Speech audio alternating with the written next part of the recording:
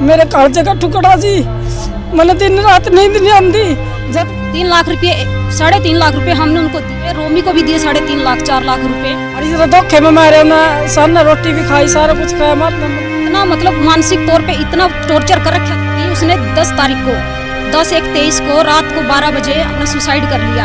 उसकी माँ हूँ जी, मैंने तो पता ही नहीं पड़ा जी। मैंने शांति जब मिलेगी, जब ना मिलेगा कुछ उनके गला बनेगी। 25 दिन हो गए जी, मेरे बेटे की कोई रसनाई नहीं हुई, लगे कि कोई सना नहीं सुनी मारी। कोई न्यू अपने बेटे ने फूक देगा और कोई अपना वो करेगा, पूरा मनावेगा। सारे भाई नंबर राम राम, आप देखने लग रहे हो मिस्टर न्यूज वाला। मैं हूं राहुल अत्री आपके साथ। तो फिलहाल भाई आपने बता दूं, मैं अनिल विज का दरबार में मौजूद हूं और यहाँ पे ऐसे ऐसे केस देखने में मिला है जिसने देख के आपकी रूह तक कैमजे है। बहुत सारे दुखी व्यक्ति लास्ट में जब कोई भी उनके पास चारा नहीं बचता तो अनिल विज का दरबार में आवे हैं। तो ऐसा ही कुछ मामला सामने आ रहा है कैथल के राजौन से ये मतलब ये लोग आए हैं अपनी शिकायत लेके। इनका पूरा मामला क्या है जानेंगे एक बार। तो एक बार आ जाओ, क्या कुछ मामला जी आपका, मैं बता दूंगा। एक स्टार्टिंग में बताओ क्या कुछ मैटर था। मैंने अपने बेटे की वाह जी, मेरे बेटा धोखे में मारा, उन्हें पैसे दे भी दिए और फिर बार बार लेंदे रहे उस पता जी। मेरे कालजे का टुकड़ा, और इस तरह धोखे में मारे, उन्हें सर ने रोटी भी खाई, सारा कुछ खाया, मरना मालूम नहीं होया। मतलब कुकर उनकी डेथ कैसे हुई, मरा कुकर में? उन्हें जी फांसी खाई फंके में। अच्छा, फंके में फांसी खाई है जी। मतलब ऐसा कारण क्या था उनकी आत्महत्या के पीछे जी? उसका तो माना तो पता ही नहीं, माना तो पता नहीं। मैं उसकी माँ हूँ जी, माना तो पता ही नहीं पड़ा जी। मेरे बेटे ने गला रोटी भी खाई, उन्हें सारा कुछ खाया, मेरे तो उन्हें कुछ नहीं खाया, मुसुमन नहीं होया उसने जी। मैंने कोई बेरा नहीं मेरे बेटे। तो फिलहाल भाई आप देख सको एक माँ की ममता। मेरे कालजे का टुकड़ा जी, मैंने दिन रात नींद नहीं आती। जब मेरा शांति जब मिलेगी, जब ना मिलेगा कुछ उनके गला बनेगी। कितने दिन हो गए जी बात है जी? 25 दिन हो गए जी। मेरे बेटे की कोई रसनाई नहीं हुई, लगे कि कोई सना नहीं सुनी मारी। तो भाई आप देख सको हो, माना नहीं मेरा कौन कृष्ण फूक्या, वो पुलिस वाले मारे न्यू भी कह रहे हैं भाई, माना नहीं मेरा कौन कृष्ण फूक्या जी। मारे अपने कालजे बहादुर का देखो, वहाँ भी किसी के लाल कोई न्यू अपने बेटे ने फूक देगा और कोई अपना वो करेगा, बुरा मनावेगा। और वो माना इस तरह डरावे। साथ में जी आपका कौन है ये? या मेरे बेटे की बुआ है जी, कृष्ण की घर वाली। तो इनका एक बार बात करेंगे कि इस केस ने कितने दिन हो गए, मतलब आत्महत्या करे भाई साहब ने कितने दिन हो गए? 25 दिन हो गए जी। कोई मतलब कोई रिपोर्ट कराई या कुछ आगे के कुछ मामला हो आगे बताओ, क्योंकि केस सबसे पहले केस दर्ज करवाना आपका काम हुआ है।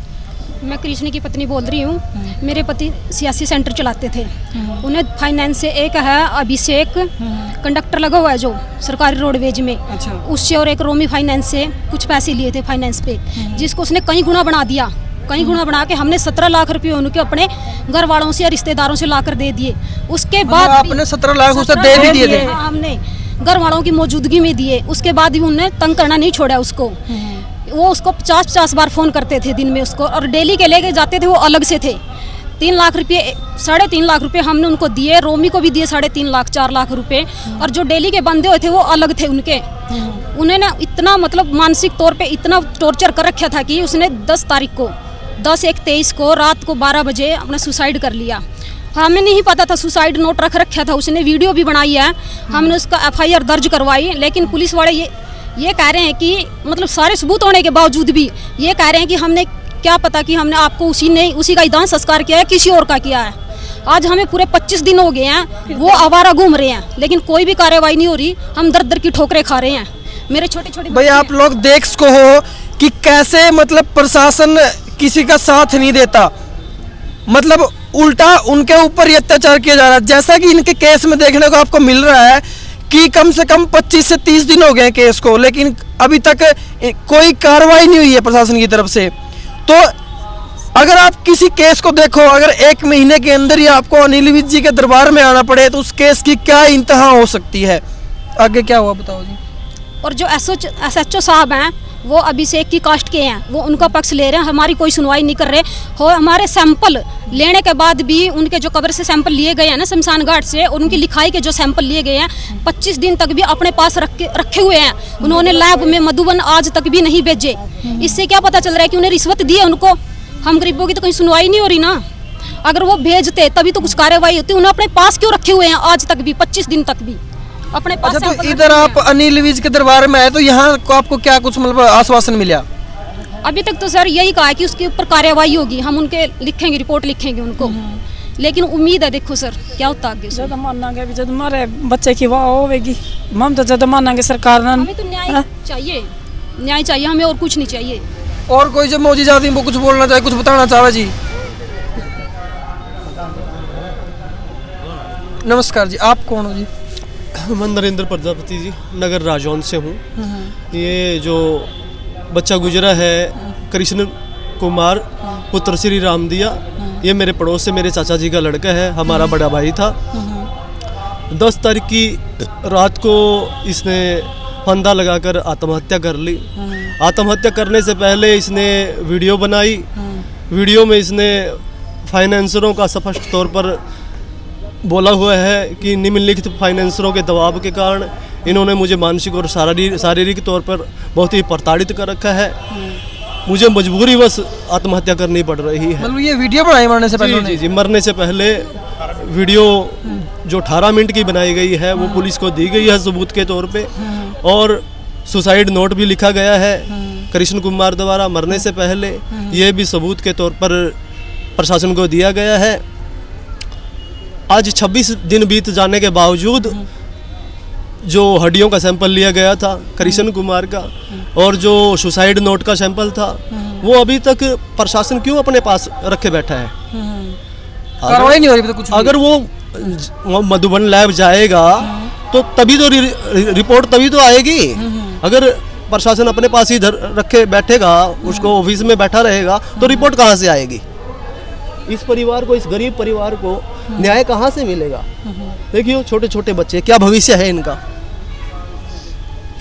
भाई साहब, अंधेरे में परिवार को धकेल दिया गया है, इस परिवार को भी नरक में धकेल दिया गया है। तो कम से कम मतलब कि उस बच्चे को नहीं बचा सका प्रशासन, उस बच्चे को नहीं बचा सका। कम से कम इस परिवार को, इस गरीब परिवार को, इस निसहाय परिवार को तो न्याय दे दे। ये तो प्रशासन की जिम्मेवारी बनती है कि इस निसहाय परिवार को कम से कम न्याय तो मिले, आगे तो ना कोई परिवार तबाह हो। तो बस इस परिवार की आप मजबूरी देख सको हो कि न्याय नहीं मिल रहा है, और जो सैंपल उनसे लिए गए हैं वो अभी तक वहीं रखे हैं। इनका कहना ये है कि वो सैंपल अभी तक आगे भेजे नहीं गए हैं। क्या हमारे देश की न्याय प्रणाली इतनी स्लो है कि मतलब एक परिवार को दर्द ठोकरें खानी पड़ रही है और अनिल विज जी के दरबार में आना पड़ रहा है? जो पीड़ित हैं वो दर दर की ठोकरें खा रहे हैं, और जो अपराधी हैं जिन्होंने आत्महत्या करने के लिए मजबूर किया है इस परिवार के संरक्षक कृष्ण कुमार को, वो खुलेआम घूम रहे हैं। बिल्कुल बिल्कुल। आज के बाद जो भी कार्रवाई होगी या कुछ इनको आश्वासन मिला है, अगर केस में कुछ चलता है तो आपको आगे की खबर दे देंगे। फिलहाल आप इस वीडियो को शेयर करके इस परिवार का साथ दीजिए ताकि इनको न्याय मिल सके। भारत का संविधान ऐसा कि हर कोई आज़ादी से जी सकता है, लेकिन इस संविधान के अंदर ऐसा क्या है कि इनको न्याय नहीं मिल रहा है? तो आपका एक शेयर इनको न्याय दिलाने के बहुत काम आएगा। गृह मंत्री श्री अनिल विज जी का एक विश्वास है हरियाणा के अंदर कि ये हर पीड़ित परिवार को न्याय दिलाते हैं, इंसाफ दिलाते हैं। इसी उम्मीद के साथ ये राजौंद नगर की पूरी पंचायत यहाँ पर आई है कि इस निसहाय, इस कमजोर, इस मजबूर परिवार को अनिल विज जी, गृह मंत्री महोदय जल्दी से जल्दी इंसाफ दिलाएंगे। इन्हीं शब्दों के साथ मैं अपनी भाषा को विराम देते हुए दोबारा से फिर हाथ जोड़कर रिक्वेस्ट करता हूँ, प्रार्थना करता हूँ कि इस मजबूर और निसहाय परिवार को इंसाफ मिलना चाहिए। धन्यवाद। वीडियो शेयर कर दियो। राम राम, जय हिंद, जय भारत।